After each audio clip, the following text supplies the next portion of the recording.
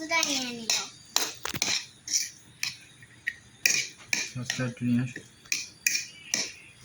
ঝাল লাগবে না।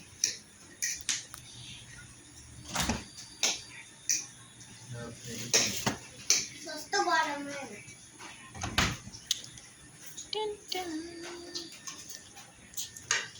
সসের একটা ভিডিও করে দিল তারপর।